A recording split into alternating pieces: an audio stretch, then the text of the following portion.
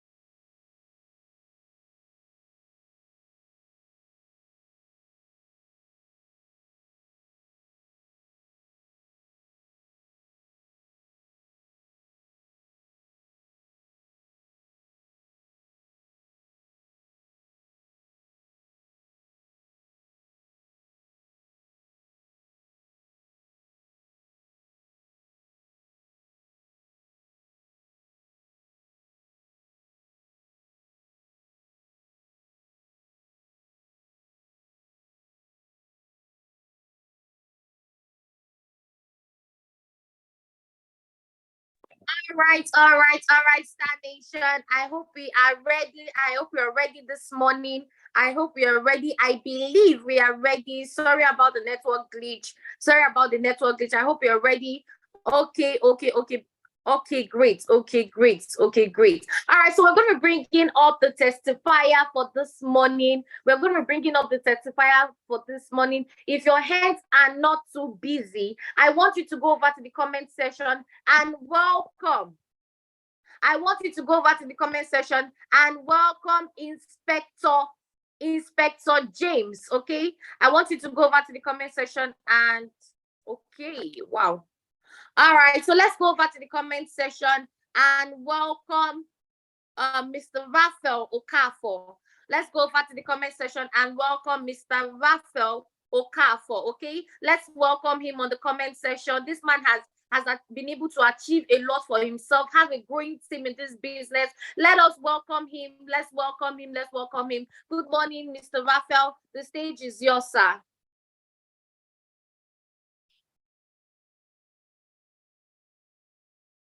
Let's keep welcoming him till we hear his voice. Let's keep welcoming him. All right. Good morning, sir. The stage is yours, sir. Okay, good morning, everyone. Please kindly make the legend co-host so that I can share my screen. Good morning, everyone. We are going to run very fast. I believe we have taken some time already. So we are going to run very, very fast. Okay, please kindly make the legend co-host so that I can share my screen very quickly, and then we'll run very fastly. Okay, good morning, everyone.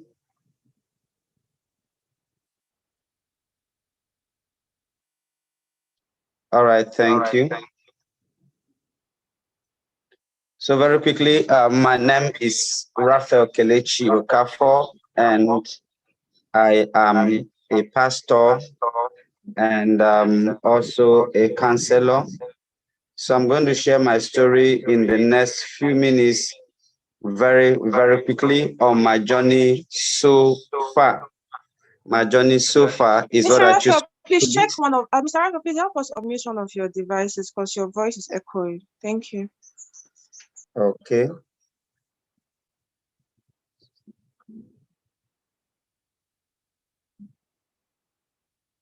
Okay, is it better now?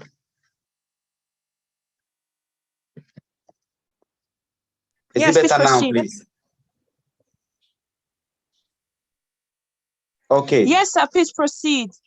All right, thank you very much. So I'll just share briefly on my journey so far, like I said earlier. And of course, I am not here to take too much time. I'm just here to inspire just one person. Again, my name is Pastor Raphael Kelechi Okafor, known as the Legend. Okay, so this was me, of course, when I was ordained pastor, and a lot of things came through. Of course, I was told my both parents are pastors, and of course, I was told that if I want to be successful, I should do what every other person was told. Okay, I didn't like something about being a pastor's child, and that was the fact that we had to depend on what came in from church as survival. So I wanted to be the one who, of course, gives, not just the one on the receiving end. So I asked what I could do, and I was told to go to school. So I went to school and got all the certificates I could lay my hand on, okay, including a CBN certificate, guidance and counseling certificate, agriculture certificate, ICT certificate. I have myself surrounded by all these. All right, but because, of course, I'm a CBN trained entrepreneur, I had been made to know that certificate will give you salary, and salary is slavery. So I wasn't thinking salary, I was thinking what I could do with my hands. Okay, so when I graduated, I came out with 3 certificates at the same time, but I didn't use any of them. Instead, I went into what I could do with my hands. I began with my ICT skills. Over a short period of time, I trained some young boys. Okay, my sound, okay. Wow.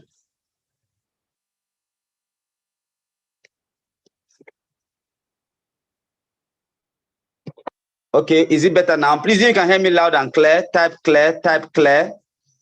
If you can hear me loud and clear, please type clear on the chat handle very quickly. Okay, you can hear me loud and clear. Please type clear, type clear. Okay, okay. Ihioma clear. Okay, Sonny clear. Okay, so, all right, let's go very quickly. So when I began to do my ICT jobs, I trained some young boys, they took it up, and I went into production business. Okay, thank you, everybody. I have a product I produce, I supply to cosmetic centers. But that activity failed because, of course, the government puts a ban on importation of goods from the neighboring country. I'm sure we remember when the borders were closed. Now, because my raw material was coming in from Ghana, that one government policy crashed my business.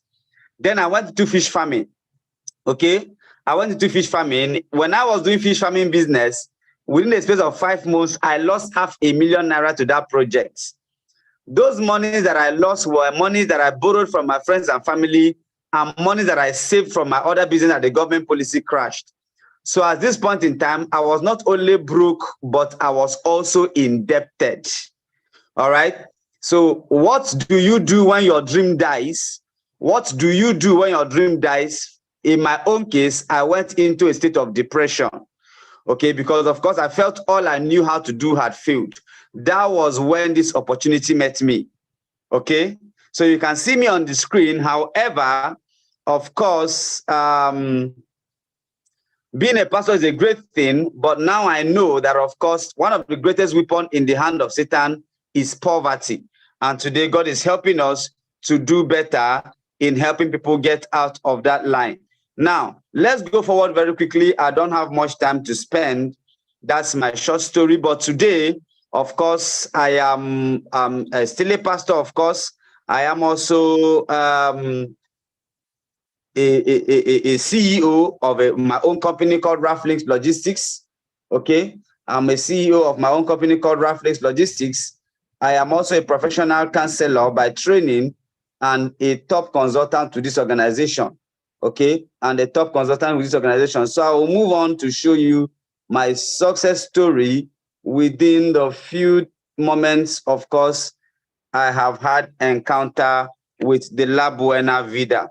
Okay, so this is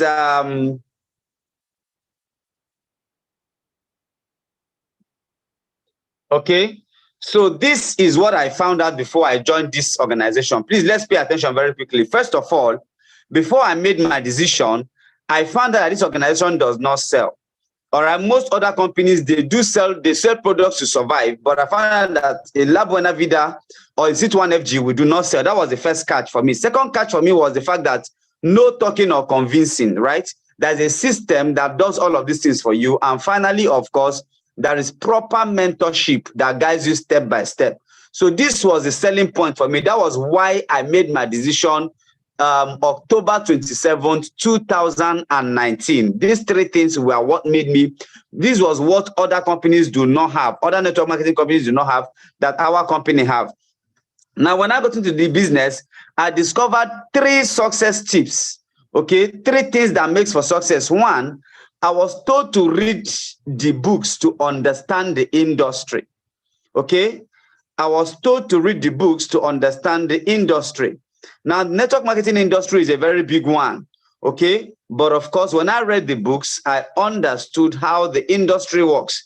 Then I attended the trainings to understand the company that we are operating in, okay? You need to understand C21FG and the modus operandi, and it is the trainings that can help you understand that. And then finally, I followed mentorship step to step, okay? Step by step. I could remember my mentor, Dr. Alita, all right, saying when she was mentoring me, she would ask, oh, have you seen the GoPro Academy? I said, yes, I've seen it. She would tell me, okay, why don't you know the 76 steps to close down? I will say, I know it. She will say, show me. She will say, snap your screen. And I will snap my screen in those early days, and I will send to her. All right. I say, this woman, you are very cruel. How can't you just give me breathing space? But I did not know that she was molding me. All right. Dr. Alita was molding me step by step. All right. She would say I should snap it and send to her. I was happy. She said, okay, that I should, in the evening by 9 p.m., she will come and review it with me. And in the evening, she will come and review it with me. See, that was just training Dr. Alita was giving me. Of course, he was giving me the privilege to be mentored step by step. Today, gentlemen and ladies, I am a product of her mentorship. And of course, what you see on the screen is where the success now begins to happen, okay? Where the success now begins to happen. Of course, this is the emergence of the legend. January of this year, of course, I was celebrated on a stage. That was me being given an award through mentorship. And of course, you can see that this is April. Of course, I'm a member of the Power 500. April of this year, May of this year, also Power 500, and then June of this year, Power 500. So you can see consistently that life has changed. I have launched today my own brand called the Optimum Star brand, which was launched on the 10th of June, 2023, okay? And of course, I have a number of persons, okay? I have today a number of persons under my mentorship. And of course, a lot of things has been made possible, okay? A lot of things has been made possible, okay? I believe you can hear me now. I believe you can hear me clearly. I believe it's clearer now. These are persons under my mentorship. And of course, you can see how life has turned. You can see how life has turned. This man is of course, Chief Loyolowo Kere, who I met April of last year. I told him, sir, work with me and I will mentor you. And of course, he worked with me today. As I'm being celebrated as a Power 500, he is also being celebrated as a Power 500, a star connector, doing very well for himself. All right, these are people who have rank advanced, Mrs. Grace Ellery, Mr. Olawale Ikotu, a retired general, and of course, Mrs. Oyinye Onukwe, and many others who have rank advanced under my mentorship, received so many awards.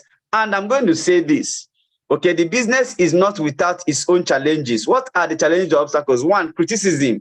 Oh, pastor, you have left your calling. You are now doing something very different, okay? But it's important to understand that poverty is a major factor in the Christendom. And this business is the only way we can deal with poverty. So if you are here, you are listening to me, you are a pastor, and you are doing this business, understand that you are doing God's work. You are doing ministry. You are getting people out of poverty, getting them into success. You are getting people out of sickness, getting them into health. It is God's work. Yes, there were disappointments. Of course, people that I expected that would join my business did not join the business. In fact, people that I expected that would join the business and do so well. There are people I paid for their rent from my own money, say, come into this business. There are people I supported in diverse way, but of course, there was a lot of disappointment. I received sheer disappointment from people I believed would come into the business and do so well. There was also failure. I have raised several teams in different states and it failed, okay? It failed both in Abuja. I have just one person left from the old team, but today I am still standing strong. And one thing I can tell you, I want you to take this quote home. I want you to take this quote home. If you are listening to me, I want you to take this quote. This is my experience for the past few years, that at the core of success and failure in the business is the individual's decision or indecision. If you are listening to me, just write this down and take it home. At the core of success or failure in this business is the individual's decision or indecision. Once you decide, you become unstoppable, no matter what you experience, no matter what your challenges, no matter what your obstacles. Once you decide, you become unstoppable. Today, gentlemen and ladies, I have become, of course, a Millionaire Cycle member of this prestigious organization. All right. And it's not just local stage, it is global stage. Courtesy the mentorship of Dr. Alita and, of course, Ambassador Peter. So I'm very, very grateful to these people who have held me by the hand and walked me step by step. Of course, I've become a Millionaire Circle member and a lot of things have changed. All right. Finally, as I wrap up, three things that I consider very, very passionate is one, the mental development. Okay, it's not about me, it's not about what I've gained, it's about the change that's happened in me. I've become a mentor to so many people, and of course, change has happened. Change in my financial status, and of course, in helping others, helping a lot of people. This organization have been able to reach out. This is the La Buena Vida Care. All right, I cannot go ahead to play it because of time, but we've been able to reach out. All right, also, this is the man that showed me this opportunity now, but this is me before and this is me now. You can see that there is a striking difference between these two individuals. Change has happened over time. Change has happened over time, and I can put my hand in the chest and thank God for seeing this opportunity. This is the man that brought me to this business, Mr. Ruben Ezigbeneme. I'm very, very grateful to him. He's also a Millionaire Circle member. He's the man that introduced me to this business. In fact, he even paid for my profit center to do this business. This man paid for me. He said, Pastor Raphael, come. He paid for my accounts and told me, run with this vision. And of course, today, the story is a very different one. And this is Ambassador Peter Azaka, the man that, you know, the Bible said that the oil flows from the head to the neck, then downwards. It will flow from Dr. Leta to this man, Ambassador Peter, and from Ambassador Peter to me. And of course, life has changed. So I want to thank God today for the president of this organization, Ambassador Mike Ekanayo Okoli. I want to thank God today for my own mastermind, Ambassador Dr. Victor Abalsin. I want to thank God for my G8 leader, Ambassador Dr. Elijah Odokamba. I want to thank God for my team lead, Ambassador Dr. Alita Mba, and of course for my own mentor, Ambassador Peter Azaka. I say thank you very much to all of these people. I'm very grateful and very humbled. God bless you all sincerely for me. Thank you everyone for listening to me. This is my success story so far. God bless you. Thank you very much. Wow, Please, you can take it away. Let's go back to the comment section and celebrate Pastor Raphael. Let's go back to the comment section, Star Nation, and celebrate Pastor Raphael. Well done. Congratulations to you. More wins, more wins, more wins. Congratulations. Okay. So, ladies and gentlemen, I hope we are ready for today. Oh my goodness. If you're ready and you're excited, because I'm going to be bringing up the trainer for today. So if you're ready and you're excited, go over to the comment section and type excited. If you're ready and you're excited, go over to the comment section and type excited. Go over to the comment section and type excited, okay? Go over to the comment section and type excited. All right, I can see lots and lots of excitement. So ladies and gentlemen, join me as I welcome on stage our trainer for today. Oh my goodness. Our trainer for today. Hey, you don't even know who she is. Join me. In fact, start typing on the comment section. Start typing welcome. Join me as I welcome the queen of Star Nation. That's what I call her. The queen of Star Nation. No other person than Ambassador Dr. Alita Mba. Let's welcome her in the comment section. Let's welcome our mama in the comment section. Good morning, ma. The stage is yours, ma.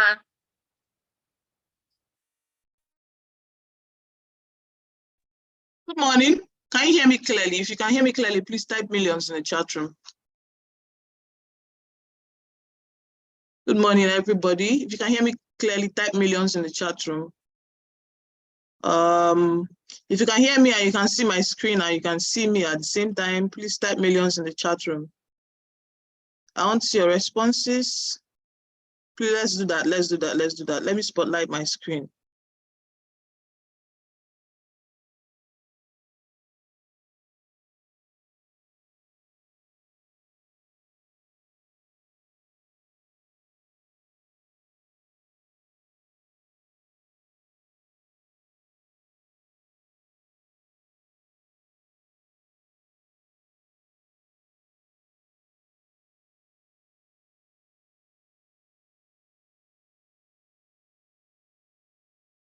Good. So you can hear me and you can see my screen and you can see my video, right?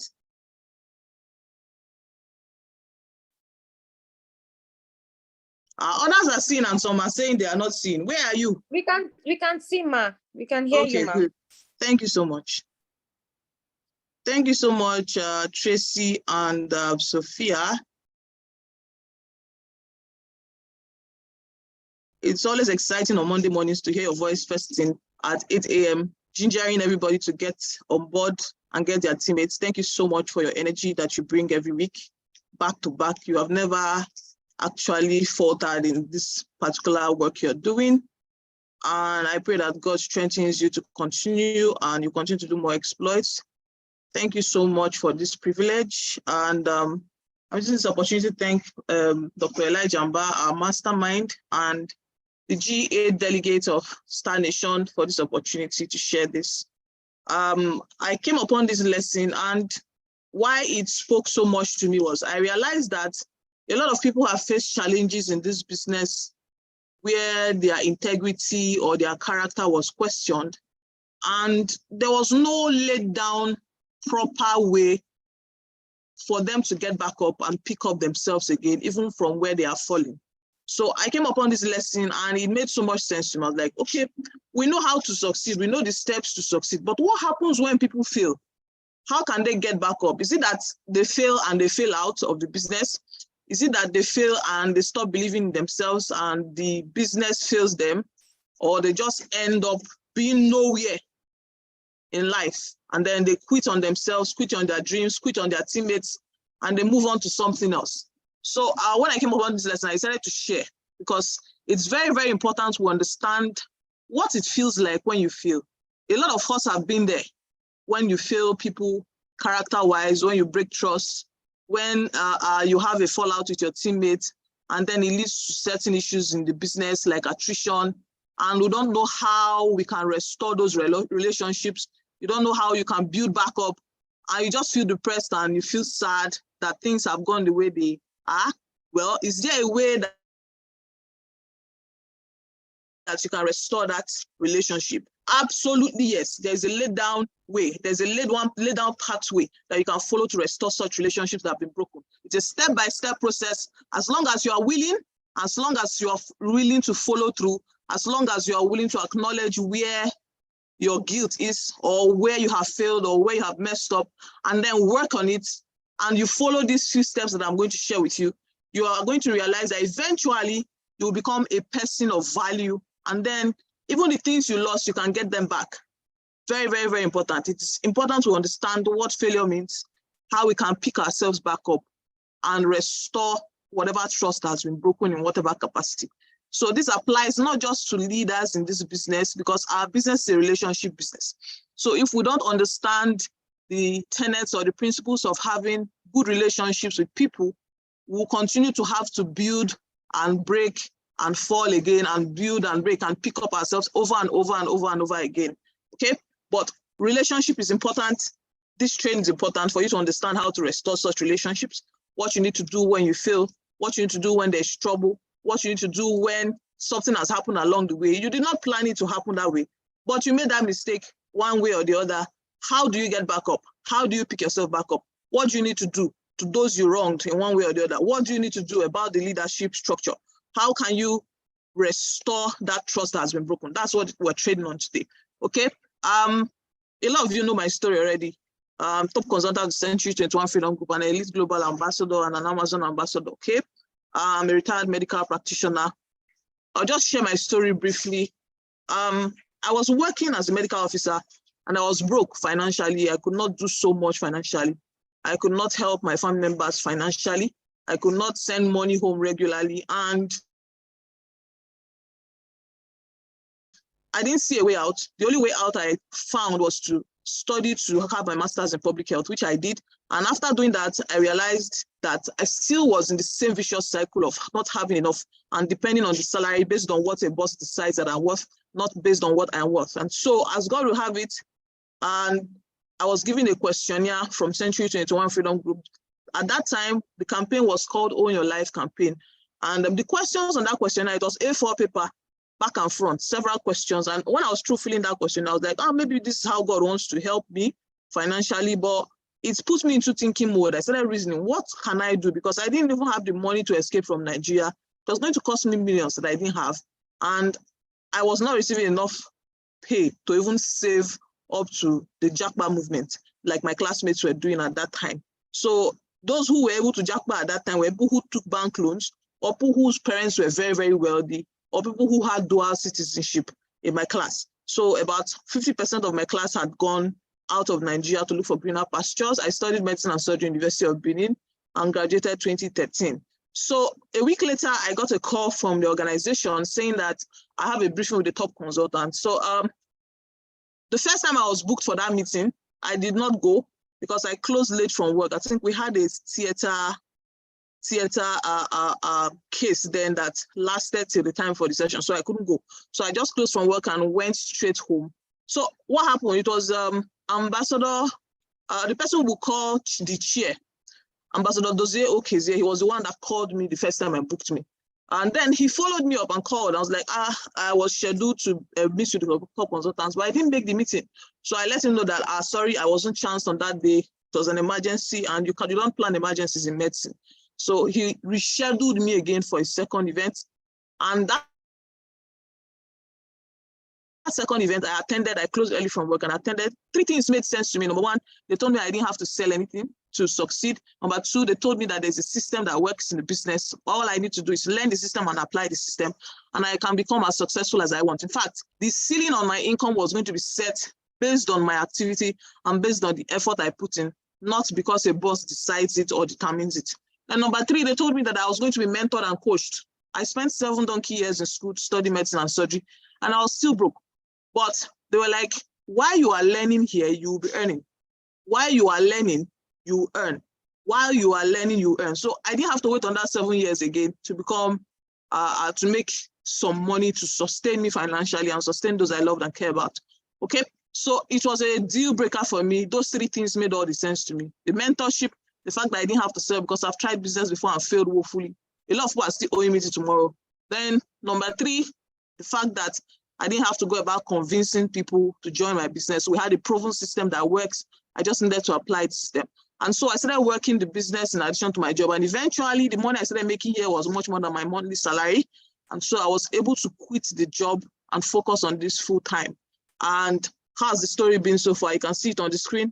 A lot of people who are successful today in my team are the reason why I'm still in the business, because I've realized eventually that it's not just about the money you make. It's about the people you meet, the places you go to, and the people you can influence. And apart from that, it's about the person you become eventually in your journey to financial freedom. Okay, so that's my story, cut story short. A lot of you know me as the person that's married to Dr. Mba. Oh, well, that's beautiful, that's wonderful. But I want to let you know something. He was the one that gave me the questionnaire. Imagine somebody you sleep on the same bed with giving you a questionnaire to join a business, refusing to use his mouth to explain the business to me. And I like to repeat this a lot, that you are married to somebody does not mean you know how their mind works. Because if he had told me, I would have discouraged him from doing the business. The very day he attended, he came home and told me he had found a way to help us become successful. And in the next 5 months, we'll be able to see the results. I just asked him a question. I said, is it illegal? I hope the police will not come and break down the door of our tiny one-room apartments that we're living in at that time. He said, no, they will not come and break down our door. It's not illegal. It is very legal. The company is registered and everything. So I was like, okay, as long as it's not illegal, no problem. There's nothing wrong with making an extra source of income. Our salaries cannot take us anywhere eventually. Okay. So 1 week or 2 weeks later, he gave me a questionnaire to fill. And I filled that questionnaire. I was booked. I attended the program myself. I paid myself. He didn't have to open the accounts for me. I opened the accounts for myself. I attended the IPO. I decided I was going to upgrade to the highest by myself. And I even borrowed money to even do the upgrade. So you see, the interest in the business was not because of his influence. My interest in the business was solely because of the information that I got during the presentation, during the IPO training, and during my conversations with Dr. Victor Abbasin. I'm always grateful to him because he actually mentored me a lot. He helped me a lot. He talked a lot, showed me a lot of things a lot. And I'm very, very appreciative of Ambassador Dozie Okozie, the person that booked me. He gave me so many files, books, slides, and presentations about the business. So these people have contributed so much, even though they were not directly my upline leaders per se. They were there for me on my journey in this business. And I'm so grateful to God that I know them. And today we still relate, we still talk because it's like family. We remember where we are coming from, how just a short time period, things have changed financially for everybody.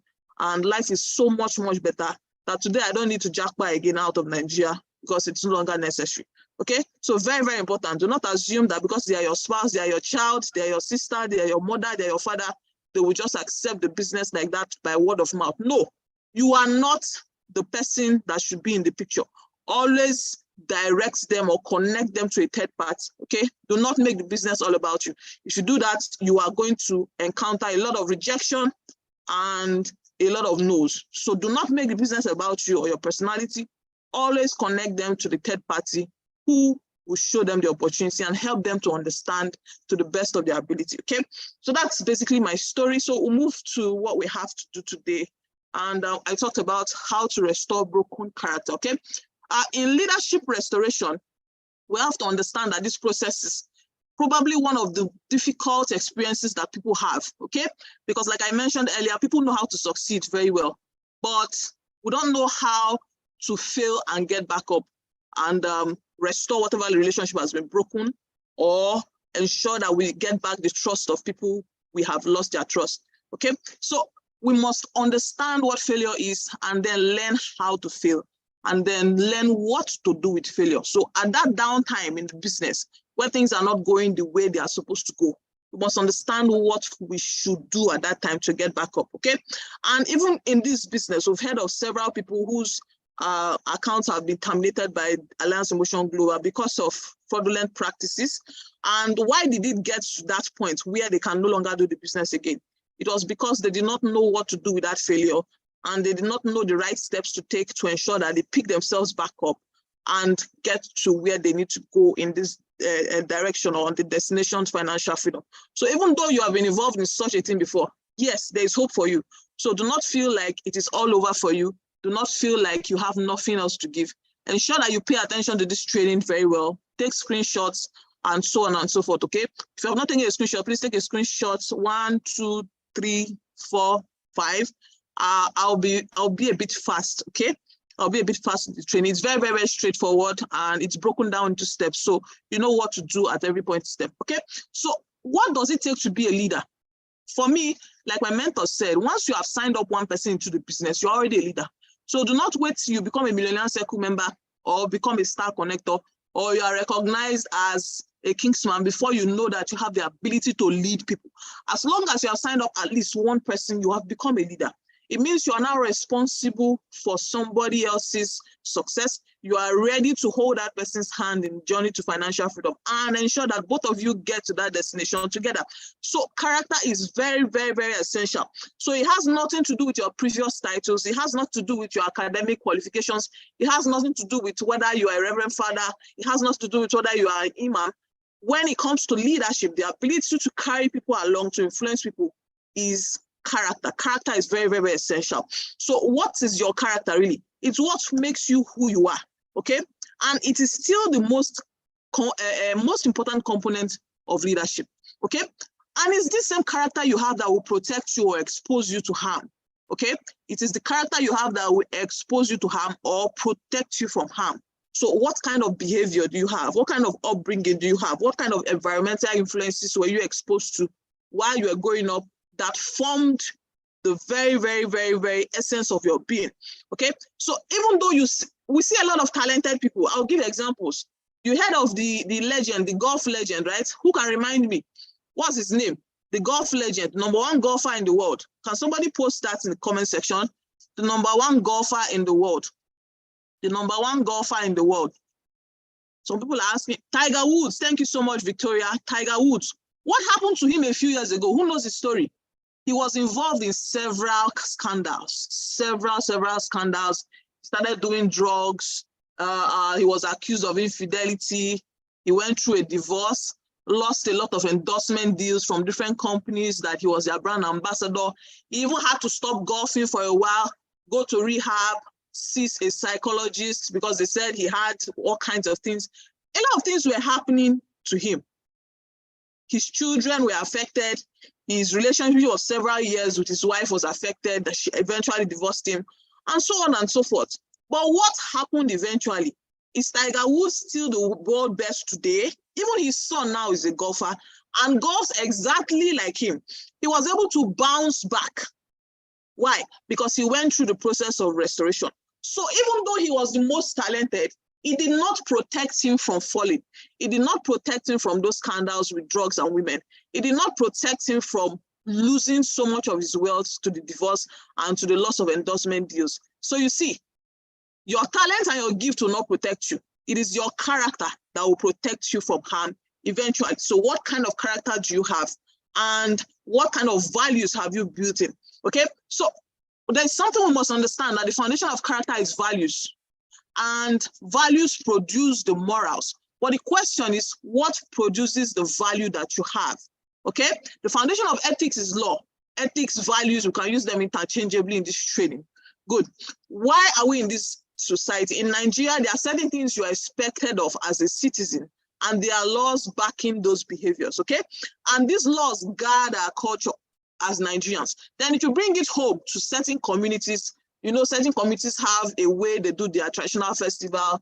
They will say people should not come out with umbrella when they are celebrating this, several things, okay? And it varies across board. But there are certain laws that are made to guide people's behavior as regards morality, meaning the difference between right and wrong, the knowledge of right and wrong, okay? So these laws will produce moral implications because you are in that society, you are supposed to subscribe to them and abide by them. And when you break the law, there is a consequence, okay? So all law produces moral implications, they are written and they are spoken also, so that they feed your conscience, so that you imbibe them. So when you go to secondary school, go to primary school, you know, the civic studies and everything, the fundamental human rights, what's expected of you. We have a Nigerian constitution that guides us. There's constitution that guides those in the north and those in the south.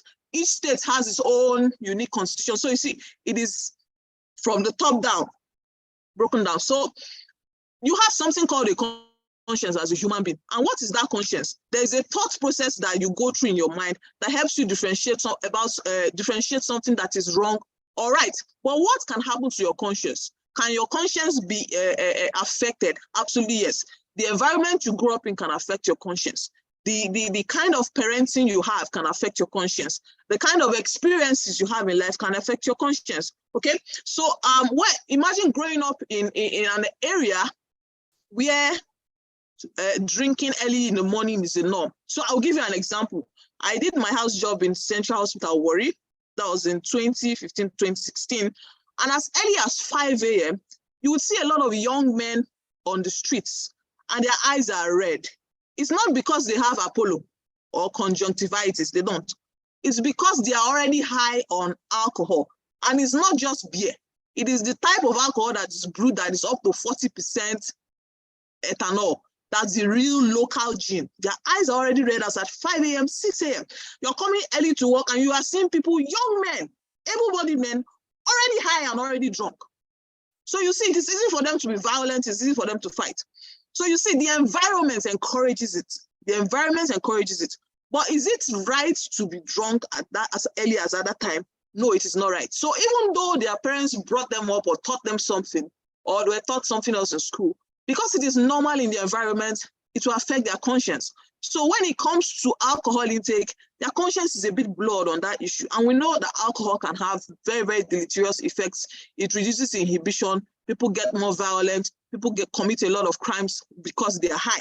Okay, so that helps us to understand that, yes, we have conscience, but not everybody will follow the tenets of that conscience. Okay, so when law is written and spoken, it feeds the conscience and helps us become more understanding of what the law is saying and align with it. But then our environment can affect us, our family upbringing can affect us, the community can affect us. Okay, so even though people are brought up to do the right thing, sometimes they end up doing the wrong thing too, because of influences that come from external and other experiences that they may have. So conscience is a type of unspoken law, and law is the source of values, and law establishes value. So it supports the right value. So if you have the right value system of saying, I should not be taking alcohol at all, the law also says people should not be drunk, because if you drink and drive, you kill somebody and you can be sent to jail for something like that. So you see, this is how these factors interplay. So how does character manifest? It manifests when your values, your principles, your morals, and your standards are tested. So I can see a man walking on the streets, you know, carrying his bag, headed to work. I cannot tell what kind of character he is just by looking at him, because he's just looking clean and calm, and he's well shaven, you know, his hair is short, he's wearing a nice suit and fine shoes and all. That he's dressed normally and dressed fine does not mean he has good character or bad character. His character is only manifested when his values, his principles, the morals that guide him are tested. So different things will test us in life. Different things will put us under pressure in life. So when you are faced with pressure, what will you do? What action will you take? That is what character is all about. When you are faced with pressure, even life-threatening pressure, what can you do at that time? What you do at that time shows your real character, not by what you say or how you dress or how eloquently you talk, okay? So character is manifested when self-sacrifice becomes more important than popular compromise. It is manifested when self-sacrifice becomes more important than popular compromise. Why? Because the person is already under some pressure, So there are three things that will always test your character every time. Three things, okay? I hope we're taking screenshots. I said I'm going to be fast as much as possible so that we can finish on time. Okay, what are the three things that will test your character every time? One, your appetite. All of us have different appetites. And the appetite relates to how we handle money, how we handle food, how we handle alcohol or drinking, and then how we handle sexual relationships. Then number two, fame. And then number three, power. If we are giving power at a certain level, what can we do and undo? They say money is an amplifier, okay? Money is an amplifier of character. Money is an amplifier of character. Money is an amplifier of character. It doesn't really change people per se. It just helps reveal what is in their mind. And fame and power also does that. Fame and power also does that because people are now famous. They know that people love them. They know that people want to sing with them. All kinds of things can be unleashed when they are put under that spotlight because they now have fame. And then what about people who are powerful? Let's say those who are traditional leaders or those who are politicians, the governor of the state, so on and so forth. I'm sure some people, I don't need to mention some names, but some people who were not governors priorly in Nigeria, one time we had somebody who was the head of the NLC, Nigeria Labour Congress, and the guy was always a looter, continua, Victoria, etc. Always a looter, fighting with the government every time. NLC was on strike, this one, that one, every time. He was fighting back to back with the government, and people loved him so much. This man is the man of the people. He is the man of the masses. But what happened when he got into power? He changed. So is it that he was pretending, or is it that the power influenced him? No, power actually brought out the real him. Okay, remember, your character is revealed when you are under some form of pressure or when you are under some form of test. Good. So these are the things that will always test your character every time. So if you have not built that moral backbone properly, you can fall because of your appetite, you can fall because of the fame, you can fall down because of power. Very, very important. So values are essential. It is values that will keep you going. Values are formed as you grow as a human being. They are formed from your upbringing. They are formed from the law and the ethics that you are exposed to, information that is written and communicated to you. Okay, so you see, values are better than rules, because in Nigeria, don't we have rules? We have rules. We have the law. The law says that people should not steal. The law says that people should not kill. The law says that people should not drive drunk. The law says that people should wear their seat belts when they are driving.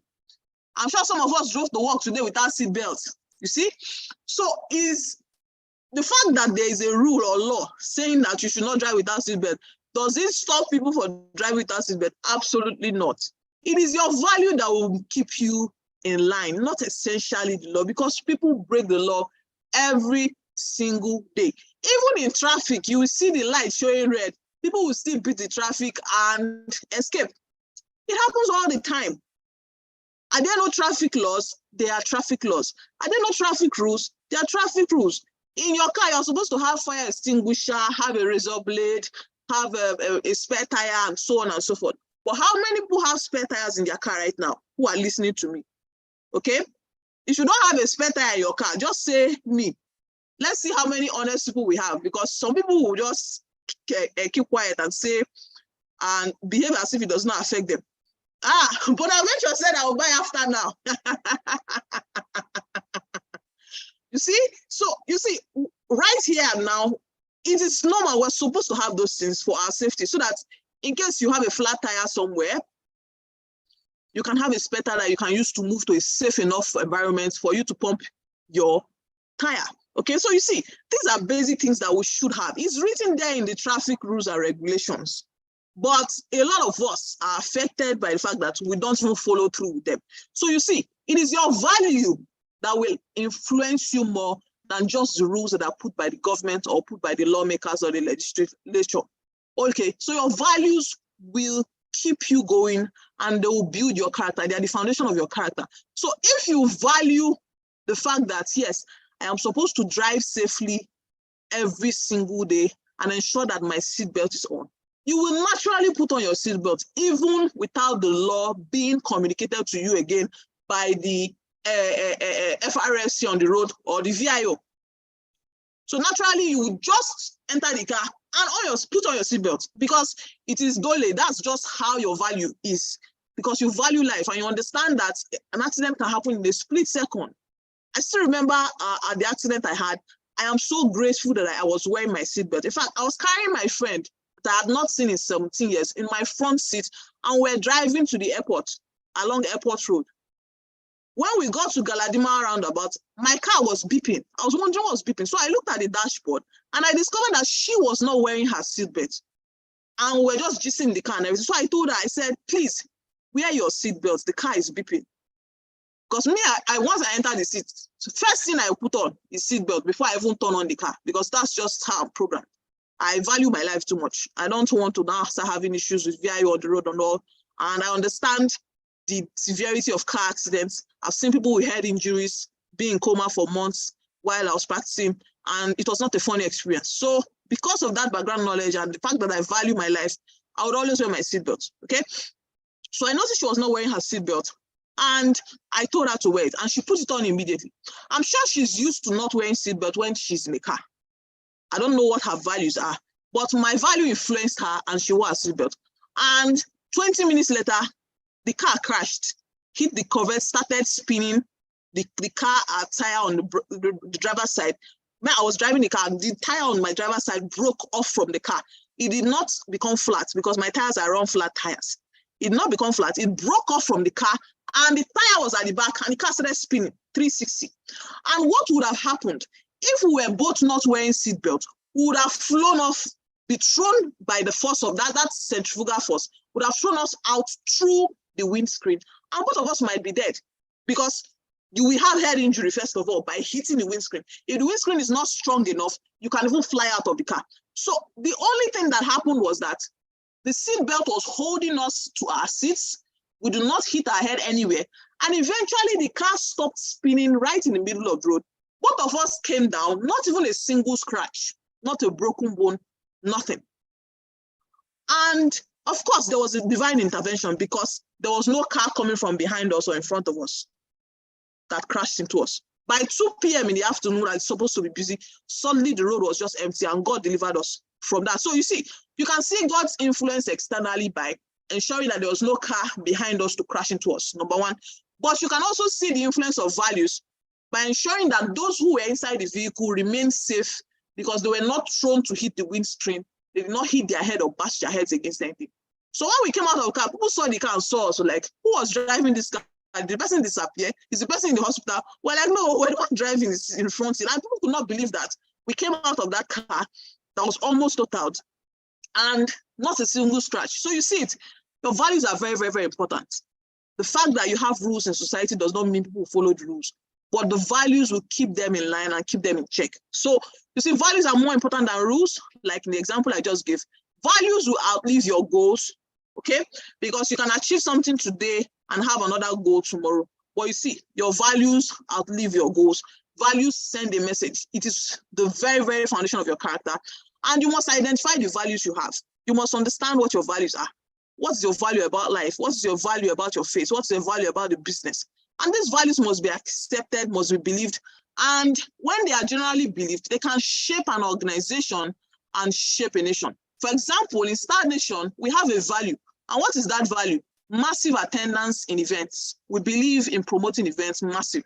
So whenever there is a C2FG event, Star Nation can take as much as half of the tickets alone, because we believe that events are the keys to becoming financially free in this business. And we promote events massively. So it's a value that we have, okay?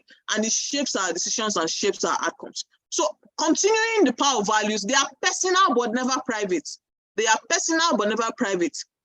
Whenever I have a value concerning something, you will see it exhibited in my day-to-day practice. Like I said, I love to wear my seatbelt. So if you see me driving, you must see me on the seatbelt. So you will see it. You will see my value. You will get to understand my value if you study me closely. But to say that your values are private, you don't share it with the world, no, it's not true, because your value will shape what you do on a daily basis. And then it becomes your culture. And then you share it. Like I said, I had to influence her to use her seatbelt that day. And thank God I did. And guess what? When you have a certain value, you will attract like people to yourself. You will attract like people to yourself, okay?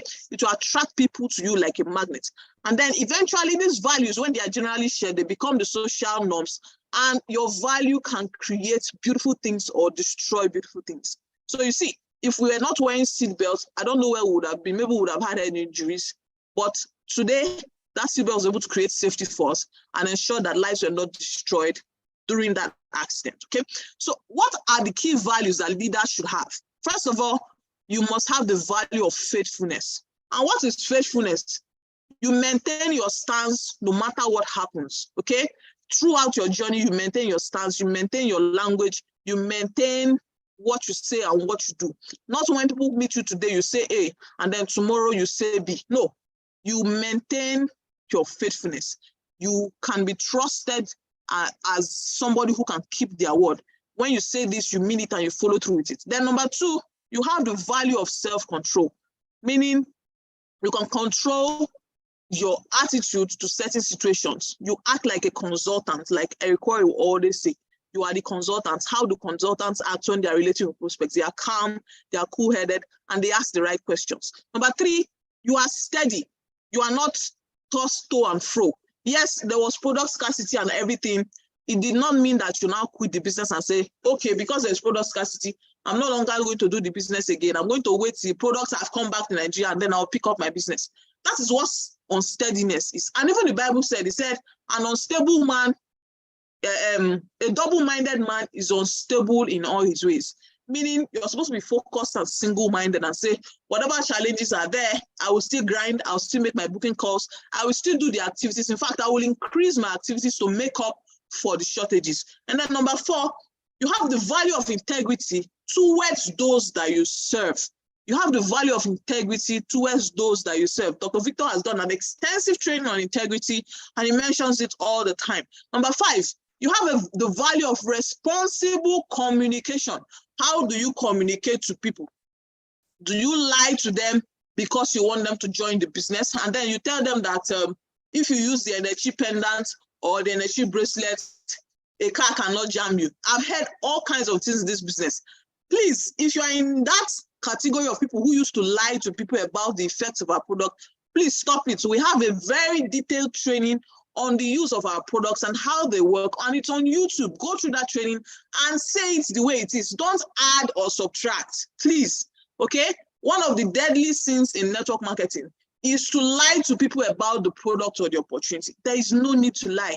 The opportunity is already as beautiful as it gets. So just say it exactly how it is. Because you want to make sales or because you want to get signed up, you start lying to people and making all kinds of false promises that are not possible. Please, it is not fair to them. It is not fair to your reputation eventually. And we have to learn responsible communication, okay? Then the value of maturity. You must understand that when people come into the business, most of them have the lottery mindset. And how are you going to lead them from that lottery mindset past the first 90 days into becoming real partners of the business and understanding that it's a long-term journey that can serve them for life beyond themselves to their generations, even yet unborn. Then number 7, the value of personal integrity. So you are not just having integrity towards your teammates, and then you don't have personal integrity towards yourself, okay? So when your teammates see you and this is what you say, this is what you do, you should represent or replicate the person or replicate that attitude in your private area, in your private time. And then 8, the value of humility. We must understand that we're here to serve. We're here to serve. We're here to serve people. We're here to serve a higher purpose. We're here to serve a higher cause. Okay, so that we have become global ambassadors does not mean we have to step on people's head and threaten them, all kinds of things, and then coerce them against their will to do what they are not supposed to do. I've heard so many stories of people saying that if you don't do account maintenance, I will block your DTC, I will change your password, you will not be able to encash, all kinds of crazy things. Please do not do that, okay? It does not show humility. It does not show humility. We're here to help people and work with them to become successful. We are not here to lord it over them and sit on their heads and act like we are royalty and they are slaves or servants, okay? So what is the impact that it has on the team when leaders fail at some point in the business? Number 1, failing in leadership is not as great as failing to deal with that failure effectively. Like I said, failure is okay. It is okay to make mistakes. It's okay to fall on your face. But like the example I gave about Tiger Woods, was he able to bounce back? Absolutely yes. Why? Because he was willing to acknowledge what he did and he was willing to put in the work and follow through that process that he needed to get back on top. And today he is back at his game. He's doing excellently well. And he even has a son that is doing the same golfing. The same way he does it, it sounds like a carbon copy of him. And that must have come from the right values that he has passed on to his child, despite the challenges he had. So if you fail, it is okay to fail. But what's important is how to deal with that failure effectively and get back up. So failure in leadership usually has to do with the closing of accounts of trust. For Tiger Woods, for example, he lost trust with the society, he lost trust with his sponsors, he lost trust with his wife, he lost trust with people who were looking up to him at that time as a role model in golfing, lost a lot of trust. So you see, the account of trust was closed. And trust is this currency of leadership, and it is the reason why a leader is usually successful. So if your leader, your teammates who follow through with what you are teaching, who follow through with your instructions, cannot trust anything you say because of things that have happened and encounters that have happened between you and them in the past, it means you cannot effectively lead them anymore. It means they are going to second guess you at every step of the way. It means that they will not trust in Alliance Motion Global Company anymore. It means they will not trust Century 21 Freedom Group anymore. So you see, it's not about you, it goes beyond you. It affects the business, it affects the business outcomes, it affects the company, and it affects our reputation. So it does not end with you. It does not end just at your table when the account of trust is closed or broken, okay? So leadership is so powerful. And like I said, continuing what we said in the last slide, it is very impossible to lead those who do not trust you. Once trust is broken, it is very impossible. Like I said, they'll start countering what you said. They'll start looking for information elsewhere, and they can easily be led astray because the person who was supposed to look out for them is no longer doing the right thing. So they don't trust in the opinion of that person anymore. They don't trust you anymore. They don't trust the company anymore. And a lot of things begin to turn upside down. Trust is a deposit in a leadership account by followers over a long period of time. It is difficult for strangers to trust people. It is difficult for strangers to trust each other. Imagine somebody you have never met before. You gave the person a question, the person came to the office, saw the presentation, and then after some time of follow-up, they were able to sign up. And then things happened along the way. They also recommended people into the business. And then when these people came into the business, for one reason or the other, instead of registering the person under them as should be, you took the sponsorship of that person and put it under you. So how do you expect that person to trust you eventually? Because it is just one simple thing that you have done that broke that trust. Despite whatever investment you have made in that person in the past, it doesn't matter anymore. The important thing is that you have broken their trust at that point, and whatever investment you have made before, whatever help you have rendered to them before, whatever things you have done to them before, even though you paid for their retreat tickets, even though you paid for their retreat transport, even though you paid for their accommodation to come, they don't care about that anymore. It is what happened at that instant, that 5,000 naira connector bonus will break a relationship of 2 years, 3 years, 6 months, and so on and so forth. And they stop trusting you. So you see, you have an account of trust as a leader. And like I said earlier, when you have connected at least one person in this business, you are already a leader. So don't expect that leaders are the GA delegates alone. If you have one downline, you are already a leader. So this account of trust is maintained by you. And how do you maintain it? By being continually faithful and protecting that trust as much as possible. Okay? So you protect that trust account by having high integrity and having the right character. And like I said, what is basically character is the values that shape a human being and exists to ensure that they do the right thing at the right time or abhor the wrong things at the wrong times. Leader must be constantly aware that the trust account, which may have been built over 30 or 40 years, can be cancelled in just 30 or 40 seconds. So you see, endorsement deals that Tiger Woods had for several years over and over and over again were just cancelled in one stroke of the pen. How long does it take to strike a pen? It doesn't even take up to 5 seconds, just strike it off. And that's how he lost so much of his wealth. So you see, in a minute, in a second, you can lose that trust account and lose a lot of good things that could have happened for you over the years. So someone who has failed as a leader cannot expect that trust account to be with violation as a result of his remorse, confession, or repentance. What does this statement mean? It means that even though he apologized to his wife, it did not stop her from divorcing him. Even though he apologized publicly on newspapers, on blogs and everything, it did not stop those companies from removing his endorsement deals. Even though he apologized and said he was sorry, it did not stop the law from taking its course and him being prosecuted, going to court and everything.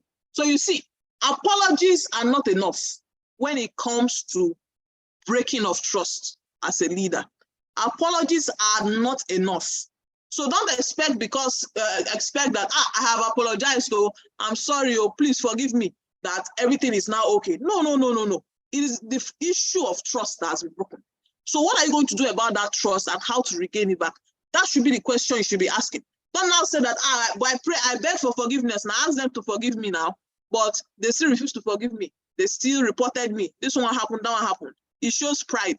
The question should be, how do I win back the trust of these people that I failed in one way or the other? So repenting is not enough. Being remorseful is not enough. Confessing guilt is not enough. You must understand that it will take you some actions or some activities that are intentional on your part to get back up and win back the trust of these people that you might have wronged in one way or the other. Okay? And it will take a longer time to restore the trust account than the time you even took you to build it. So you see, their divorce became final, and tomorrow, definitely, I don't think she's going to go back to him again and say, let's restore our marriage. So you see, the actions or inactions that he took ended up causing some deleterious effects that were long-term. So some of those companies that he lost their endorsements will never give him their endorsement back again. Even though he has gone through rehab, even though he has apologized, even though he has built his character and integrity back up again, there are certain things that will be lost forever. So you have to accept that that loss can be permanent in some aspects, but it does not stop you from making the efforts to ensure that you restore trust, even though you have to work twice as hard. So violation of this trust account by self-imposed destruction of integrity and character cannot be restored merely by forgiveness. Yes, I forgive you, but that does not mean I'm going to trust you again and see you as my leader and then take everything that you say word for word and believe you again. No, I already have background information that is negative concerning you, and it will keep recurring whenever I have an interaction with you. I'll keep seeing you in that light. But when I see the actions you are taking, eventually it might change my opinion. Or in some cases, I might cut off from you completely because I don't want to have anything to do with you. So you see, not your teammates that you might have cheated in one way or the other, or you were not forthcoming with the truth, or you didn't tell them the actual effect of the NHC pendant or the NHC bracelet. You lied to them about it. What if the person now, I had one gist like that, very, very funny.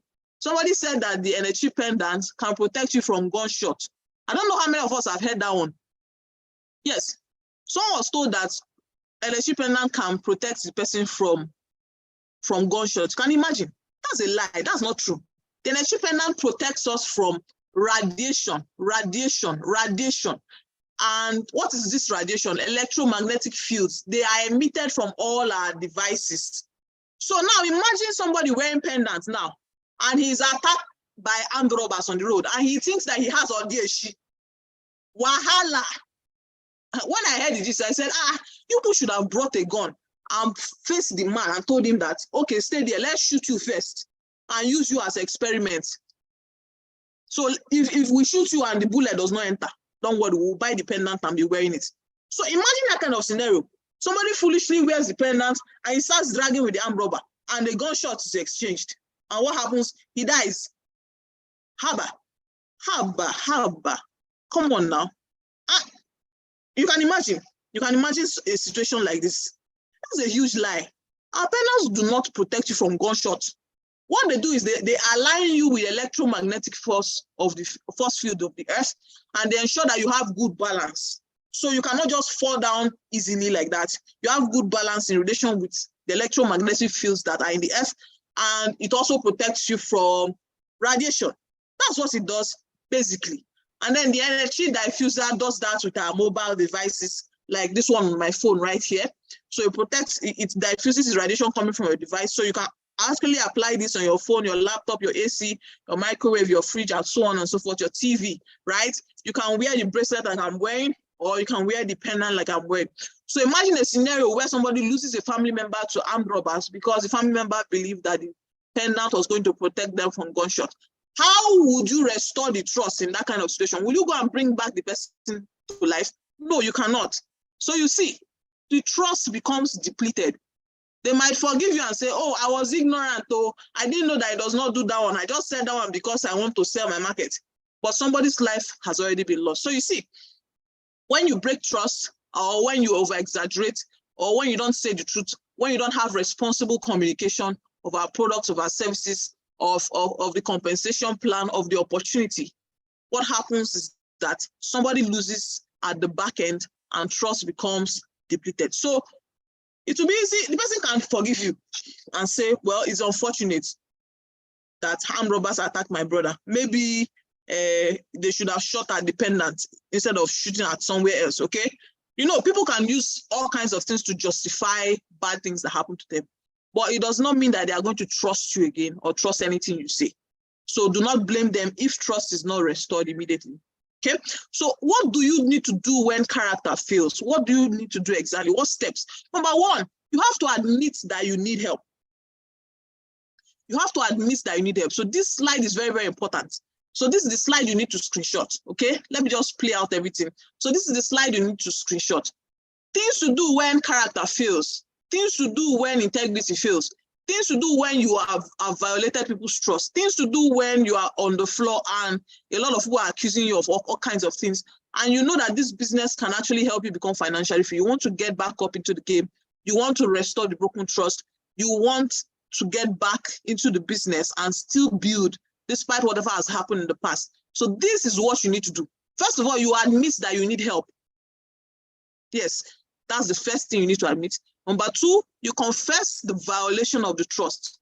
Meaning people, whoever it is that is involved, whether it's your leader, whether it's your teammates, you go to them and tell them the truth. Yes, that's how to do it. Then number three, you must identify a true and reliable authority in your life to be accountable to. This number three is very, very, very important. Number three and number four. A lot of people say, I'm sorry, yes, I did this, please forgive me. And they stop at number two. It doesn't end at number two. It continues. You actually go through the steps one by one. Okay.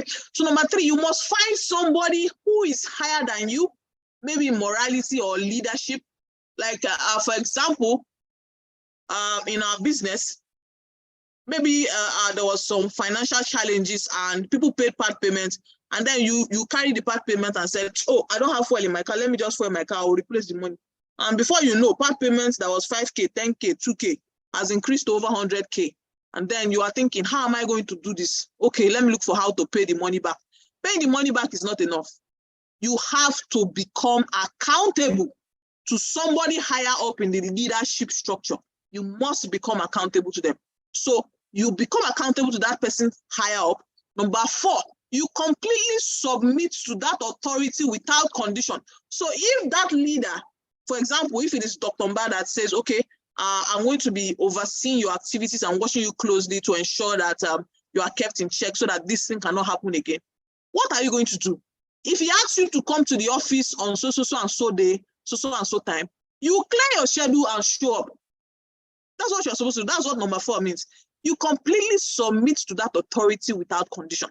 If you're asked to fill a correction form, you show up when you're supposed to show up. At the end of the day, you may not even fill that correction form again. The fact that you are contrite enough and you are willing to submit to authority without condition can even help soften the leader's heart towards you and ensure that you are restored back and ensure you continue building your business. Okay? So you must completely submit to that authority. You cannot be having stubborn head when you have committed crime. No, if you have stubborn head and you have committed crime, then you are not remorseful. You are definitely not ready. It's better you just stop doing the business and not come back, because that pride will lead to your fall and ensure that you never get beyond a certain height in the business because you don't have the humility it takes to go through the process of character restoration. Then number five, you become obedient to advice and the counsel and the extraction of that authority without condition. So if, for example, you were unstoppable leader before, and then they say you are suspended from unstoppable leadership, you will accept it and you will obey it because there are consequences for that broken trust that you carried out yourself. So whatever advice you are giving, you follow through. Don't start arguing with the person who has better integrity or a higher level of character or a higher level of value system than you are. When you start arguing, it shows you are unwilling to go through the process of restoration. Okay, so I'm sure we've taken this slide. I'm sure we've taken a screenshot of this slide. So these are what the things you need to do. And the beautiful thing about this slide that it doesn't apply just to our business. When there is broken character or character failure in our relationships at home, outside, with our co-workers in the office, with our spouses, with our children, these are the things you need to do to restore that trust that has been broken. You must follow these steps. Then number six, accept the responsibility for your failure. What is responsibility for your failure? If you need to pay back those part payments, create a payment plan and say, this is how I'm going to do it. I'm going to pay 20K this month, 20K next month, and then communicate it to the person who is in charge of you at that time, who is overseeing your restoration process. Communicate to the person, okay, I believe I'll be able to do this so and so time, and they will agree with you gladly. But when you offend and you have no plans of restoring character, you have no plans of performing restitution, how do you expect to be helped and how do you expect to be believed? Nobody will trust you again. Nobody wants to listen to you. And number 7, you must make an agreement never to attempt to defend yourself or that act of indiscretion that you had. Do not defend whatever you did. As long as it is wrong, it is wrong. They say what is good, what is bad is fetish. Call it that way. Whatever I did is wrong. Don't try to defend it. Don't say, oh, I was under pressure. Oh, I did not see money to buy for that day, so I just said, no. If that money did not come into your hand that day, once you have bought fuel, you would have looked for a way to go home now. You would have. Even though you have to park your car in the office and get somebody else to join somebody else home or get somebody else to pick you up, you would have looked for other solutions.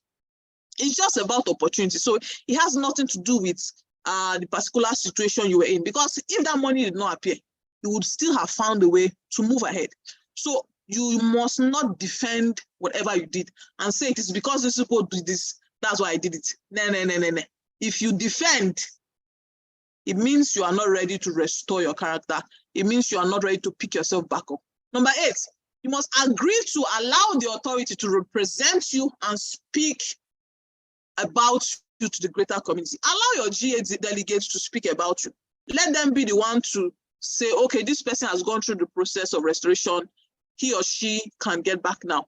Let them be the one to speak about the fact that your character has changed. Let them be the one to say, you have done the needful. You can restore back as unstoppable leader or whatever, in whatever capacity. It should not be you going around trying to decide or state facts that don't exist. Let that higher authority you submitted yourself be the ones in charge of that. Then number 9, total submission to the discretion of the authority with regard to one's readiness to return to public service. Okay, so you submit to that authority and you allow them decide and say, this is the time that is best for you to get back into the business, or this is the time for you to get back to your position, your former position as leader, or this is what you need to do. It should be at their own discretion. You should not be suggesting it and thinking that because you have served this time, then all of a sudden you deserve to be reinstated. You don't deserve to be reinstated because you already proven that you could not be trusted at some point in time. So allow that authority you submitted yourself to do the work and speak on your behalf and cover you, okay? So number 10, just to round up with the 10 steps, whenever you fall, whenever you have issues with character, whenever trust is broken, run to the leadership for cover first. This is usually the problem a lot of people have. You know you have done the wrong thing. You keep quiet and allow it to escalate and escalate to the point where it is beyond your control. And then you find out that everybody is angry with you and you are wondering why they're angry. Why should they not be upset with you? If you notice at some point that, this part payment I chopped is up to 50K. Oh. Hey, what will I do? What will I do? And now I'm finding it difficult to pay because of one issue or another. Run to your mentor. The time you go and talk, please help me. I have issues with financial integrity. I don't know where my money is going to. I'm making money in the business and my money is just disappearing from my account. I need help. Run to your mentor at that time. They will gladly, with open arms, welcome you, put you on a program, show you what you need to do. But you keep quiet and you allow it to escalate and escalate, and it becomes beyond control. And then we start hearing all kinds of things that police picked up one person and this one, they are fighting in the office. Come on. Run to the leadership for cover first. Run there first and say, this is what I did. I need help. Please help me. When you do that, the issue will not escalate. They will show you the plan. They will show you what you need to do. And they will hold you by the hand through your restoration process. And they will ensure that they cover you. But a lot of people do not do this number 10. They keep quiet and they allow it to eat them up until the point it cannot be controlled. And whatever it is they have done is no longer heard from them. It is now heard from other people. And you know, people will always have their opinions. And people will always have what they believe. So imagine teammates coming to report you and say you did all kinds of things. And then you are the last person to be heard from. Of course, there's already some bias in the background. You don't expect that leader over you to believe so much of what you have said. It will be hard for them because a lot of bias has been created. You had direct access to them and you never said anything. You kept quiet. You swept it under the carpet. Why? Don't start thinking all kinds of things that maybe this person, I just wasted my time. This person does not have what it takes to lead. I don't think I want to work with you again. That's what leads to it. They cut you off. emotionally and relationship-wise and say they don't want to work with you again, because you should have trusted them to that point where you expose your flaws to them. You don't have to be perfect all the time. Nobody's perfect. People make mistakes. You don't even know if that your leader has made that mistake and he's in the best position to correct you and show you what to do, and according to what he or she did to get himself out of that mistake and hold himself accountable. Okay? So when you fall, run to the leadership for cover first. Do not think that you can do it on your own. Become accountable to somebody. Let them cover you. Let them speak for you. Let them create a program of restoration for you and get you out of whatever it is that you got yourself into. Okay? Because if you could help yourself before, you would not have gotten into that situation that is now proving very, very stubborn or troublesome. So go to somebody higher than you with integrity and order to help you build back your character and your reputation again. Then number 11, permanent establishment of a relationship with the authority for continuous ongoing accountability. They will keep checking up on you. They'll come to your office, visit your teammates, train them. And by that, it can help them to build trust in you. And when that overseeing authority trusts you again, your teammates will start trusting you again because they trust the authority of that person. Why? You're able to submit yourself to that authority. So in summary, leaders are trained on how to succeed, but rarely are taught how to fail effectively. So in politics, in marriage, in the work environment, in our business, as long as you are dealing with people and as long as it has to do with relationship, there has to be trust. So if trust is broken, this is how you deal with it. This is what you need to do. If you want to restore your marriage, these are the steps you must follow through. You must submit yourself to a level of accountability. Go to a marriage counselor, okay? Go to a leader that you respect in church or something, or in the mosque that you respect, that has a good testimony and has a successful marriage. Submit yourself to them and ask them what they did and follow through with what they said and submit continually to their follow-up on what you are doing. And eventually you will be able to restore that trust that has been broken between you and your spouse. So it follows with all relationships, and our business is heavily into relationships. And if you can build back this trust and failing successfully, like we say right here in the slide, you'd realize that you're able to restore a lot of relationships and you become a better person eventually, okay? Because a lot of people have failed before. A lot of people have had such negative experiences before, but some of them successfully got back up, and this is how they got back up. So failure in leadership is the closure of the account of trust. Leaders protect the trust accounts with their integrity and their character. And failure is not the termination of your core assignment, gift, or talent. It does not mean you cannot become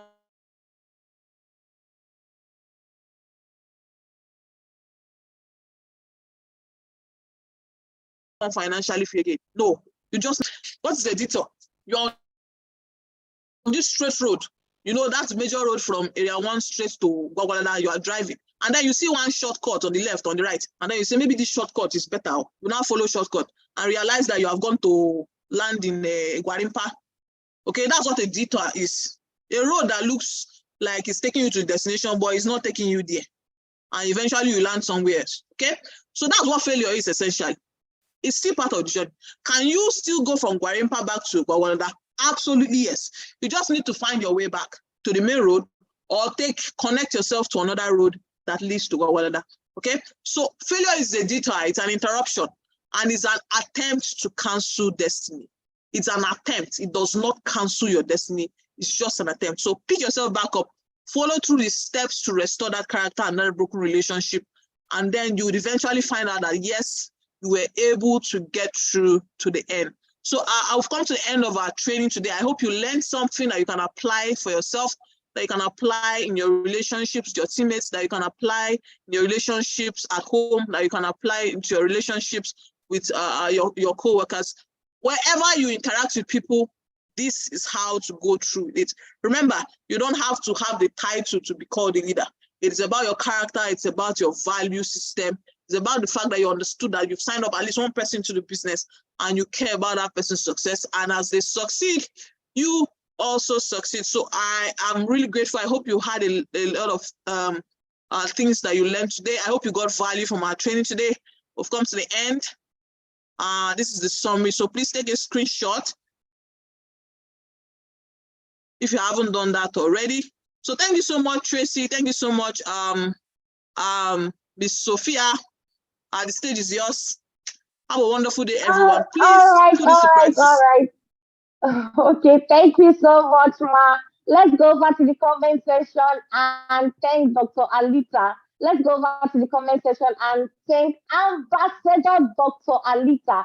All right, let's thank her on the comment section. Thank you so much, Ma. Thank you so much for this wonderful training. Thank you so much. God bless you. We really appreciate, awesome training, very, very straight to the point and very detailed. Thank you so much, Ma. Thank you so much. So let's thank her on the comment section. Thank you so much, Ma. God bless you. So right about now, Star Nation, we're going to be bringing on stage our very own mentor, a man that has blessed our generation, a man that has blessed us, a man that God has used.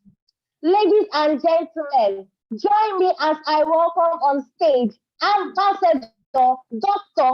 Elijah Mba. Let's welcome our mentor on the comment section. Let's welcome our mentor on the comment section. If you're not welcoming him, you're very wrong. If you're not welcoming him, you're very, very wrong. Let's welcome our mentor on the comment section. Let's welcome our mentor on the comment section. All this will not be possible if not for this man. So let's welcome him. Let's welcome him. Let's welcome him. We can do better, Star Nation. We can do better. We can do better. We can do better. Let's keep welcoming him on the comment section. Let's keep welcoming our daddy on the comment section. Let's keep welcoming him on the comment section. Good morning, sir. Thank you very much. Thank you very much, Sophie. Thank you very much. Thank you very much. Thank you very much, Sophie. Thank you, everyone. Thank you. I appreciate. It's been a long time since I last appeared on meetings, and it's been a very eventful period. Went to the Philippines, came back not long ago. Some of our leaders had just we'll be touching down. Okay, the last batch that was had to leave to come back earlier for some very important reasons. The other G8 leaders, masterminds, will be coming in. They'll be touching down the next, like, say, 30 minutes.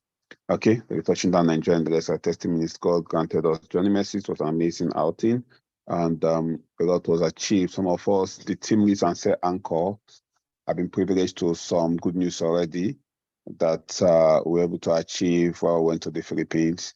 It was amazing already, and based on what we saw, Philippines next year is a goal. It's already documented. So a lot of us that have not had this Philippines experience will be having the Philippines experience. Like I tell people every time, the Philippine trip is it's not just a vacation, it's an impactation.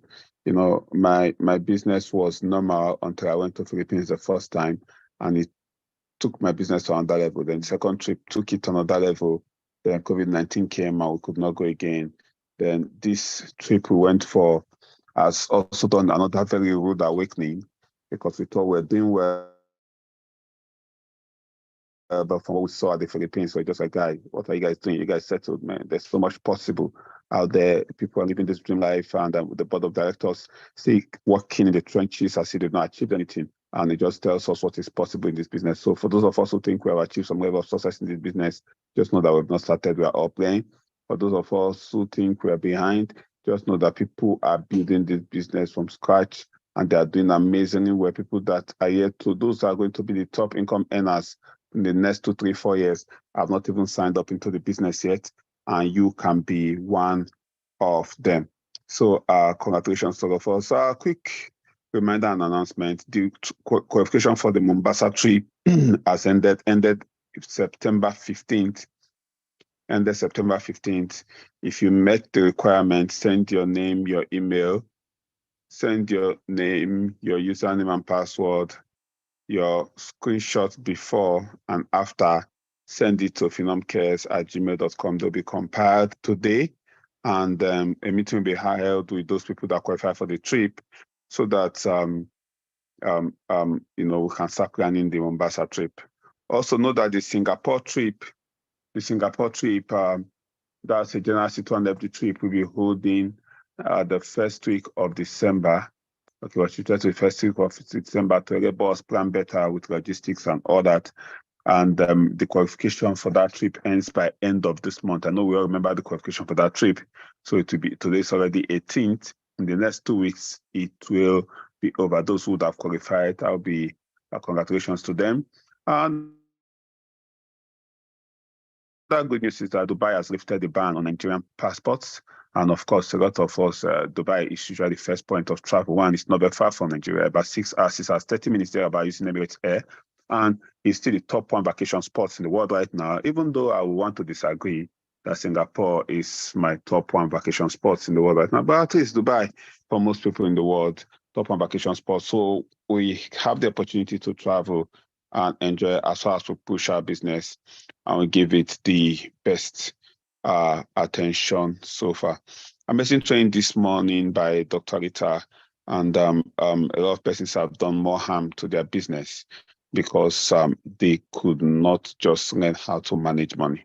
They could not just deal with it, and they've done more harm to their business, and they've been stagnant. And some of them, they've dropped from wherever they were to way below par, and they've destroyed trust. And we just, most of them are even unrepentant, and of course, the system is there to deal with such. But even that has even started on the whole group, because right now, the whole C2NFG have come to an agreement that there will be no longer collection of part payment in the whole of C2NFG, since it is encouraging people to do certain criminal activities. No more collection of part payment in the whole of C2NFG.